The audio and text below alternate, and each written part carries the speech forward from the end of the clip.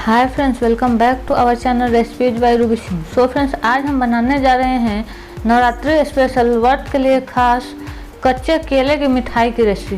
Friends, इस मिठाई को बनाना बहुत ही ज़्यादा आसान है और इसका टेस्ट बहुत ही ज़्यादा बढ़िया आता है। तो आप भी एक बार इस तरीके से कच्चे केले की मिठाई की रेसिपी को ट्राई ज़रूर करके देखिए। यदि आपने पहले भी इस रेसिपी को ट्राई किया है तो कमेंट बॉक्स में ज़रूर बताएं।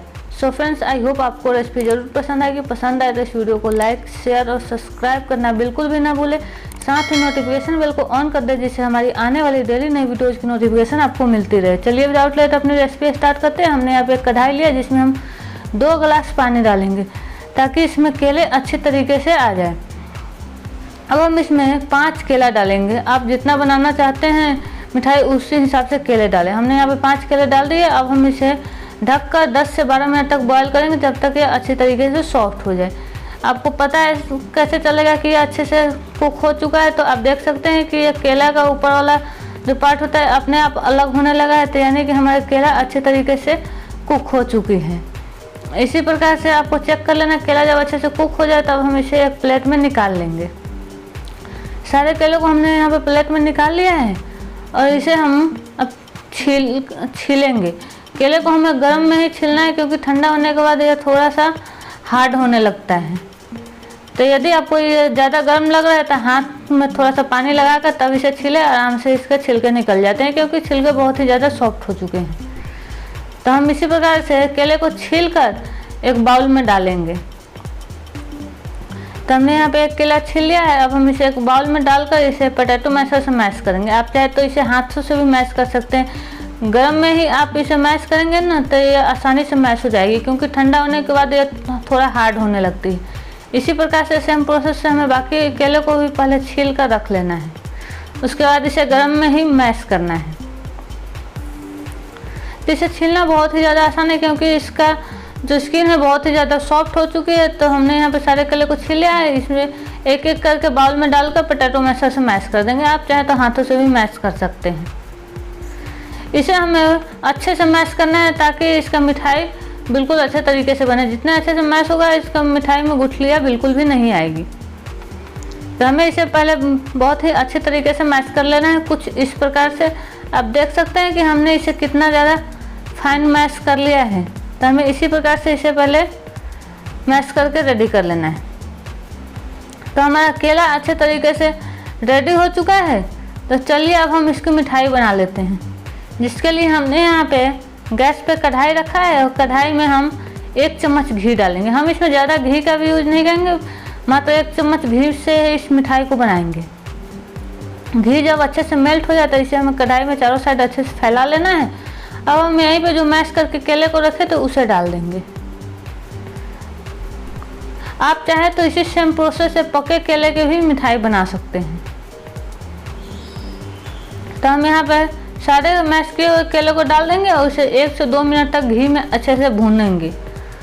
इसे घी में अच्छे से भूनने पर इसमें एक सौंधी सी खुशबू आ जाती है। तो इसलिए आप इसे 2 से 3 मिनट तक अच्छे तरीके से भून लें। अब हम यहीं पे 1 कप चीनी डालेंगे। यह लगभग 100 ग्राम चीनी है। तो मीठा आप अपने टेस्ट के अकॉर्डिंग कम या ज़्यादा भी कर सकते हैं। तो हमें यहाँ पे सारे चीनी को डाल देना है और इसे हमें अच्छे से मिक्स करना है। चीनी को हमें 1 से 2 मिनट तक इसी प्रकार से लगातार चलाते हुए पकाना है जब तक चीनी हमारी अच्छी तरीके से मेल्ट होने लगे। थोड़ी ही देर में आप देखेंगे कि चीनी केले के साथ अच्छी तरीके से मेल्ट हो चुकी है। तो अब हम यहीं पे 1 कप दूध डालेंगे। यह नॉर्मल रूम टेम्परेचर का दूध है। तो हमें यहाँ पे 1 कप दूध डाल देंगे। दूध डालने से इस मिठाई का टेस्ट और भी ज़्यादा बढ़ जाता है। आप चाहे तो यहाँ पर मिल्क पाउडर भी डाल सकते हैं। और इसी के साथ ही हम यहाँ पे 1 कप डेसिकेटेड कोकोनट यानी कि नारियल का बुरादा डालेंगे। आप नारियल के बुरादा के जगह पर दूध का पाउडर या फिर मूंगफली का पाउडर भी डाल सकते हैं। इनमें से कोई एक चीज़ या फिर काजू का पाउडर डालें, इससे इसका टेस्ट और भी ज़्यादा बढ़ जाता है। और यहीं पे हम आधा छोटा चम्मच इलायची पाउडर डालेंगे।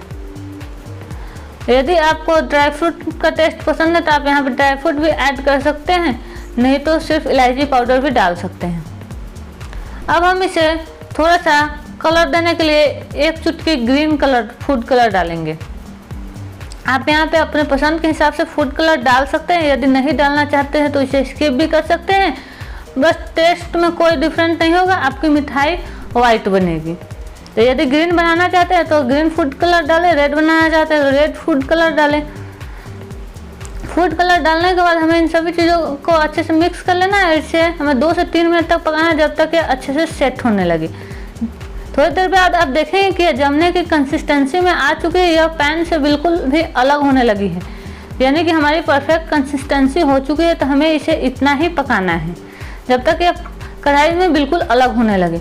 अब हम यहाँ पे एक प्लेट को ग्रीस करके ले लेंगे। आप चाहें तो इसे केक टिन में भी जमा सकते हैं। तो हम यहाँ पे एक प्लेट को घी से ग्रीस करके ले लिए। अब हम इसी में सारे केले को जो मिक्सचर है उसे डाल देंगे और इसे अच्छे से सेट करेंगे। तो हम इसे चौकोर शेप दे रहे हैं। आप यहाँ पर अपने पसंद के हिसाब से इसे शेप में इस मिठाई को बना सकते हैं। आप लड्डू के शेप में भी बना सकते हैं, पेड़े के शेप में भी बना सकते हैं, अपने पसंद के हिसाब से इसे शेप दे सकते हैं। हमने इसे अच्छे से चौकोर शेप दे दिया है और इसे अच्छे से ठंडा होने देते हैं। थोड़ी देर बाद जब यह पूरी तरीके से ठंडा हो जाता है, अब हम इसके ऊपर से थोड़ा सा सिल्वर वर्क लगाएंगे। सिल्वर वर्क की जगह पे आप ड्राई फ्रूट से भी गार्निश कर सकते हैं।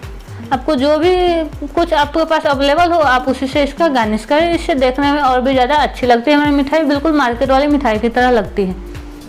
तो हम इसे कुछ काजू कतली के शेप में कट करेंगे। आप चाहें तो इसे बर्फी के शेप में भी कट कर सकते हैं। तो हम इसे कुछ इस प्रकार से साइड से कट लगाएंगे। इसी प्रकार से हमने पहले कट लगा लिया है। आपको यदि काजू कतली के शेप में कट करना है तो कुछ इस प्रकार से कट कर लें। उसके बाद हम इसे लंबाई में कट कर देंगे। तो आप देख सकते हैं कि इसका शेप कितने अच्छे से आने लगा है।